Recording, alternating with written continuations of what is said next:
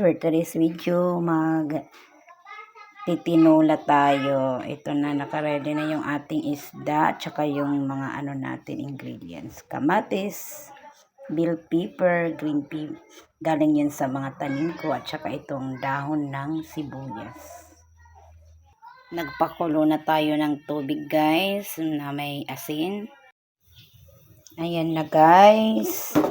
Kumukulo ng ating tubig, lagay na natin ang kamatis. At syempre, buo lang yung nilagay natin na bell pepper.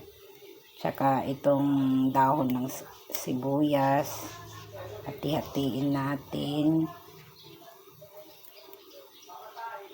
Tapos habang kumukulo na yung tubig, isunod naman natin yung isda.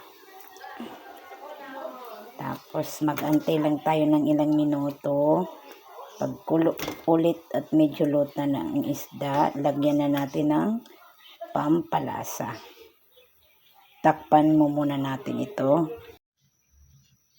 Ayan na guys, nakalimutan natin lagyan pala ng lemongrass. Ito, yan talagang pampalasa, yung lemongrass.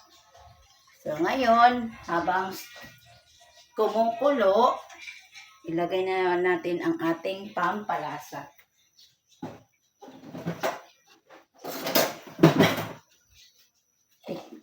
Tikman na natin kung sakto na ba yung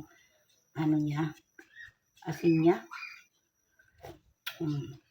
Wow, yummy na guys. Dagdagan natin ng konting asin at medyo kulang pa. Depende kasi yan sa ating panlasa. Lagyan na natin ng, syempre, ang bitsin. Mas prefer ko yung bitsin kaysa yung magic sarap. Tapos, lagyan na natin to ng kalamansi. Yun talaga ang pampalasa namin, kalamansi. Oy!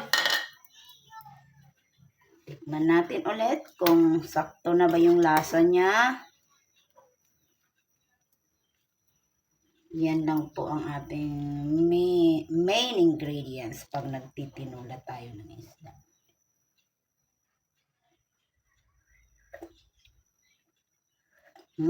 Yummy na guys. Anuhan na lang natin ng kumulo ng maigi para lutong-luto na yung isda niya.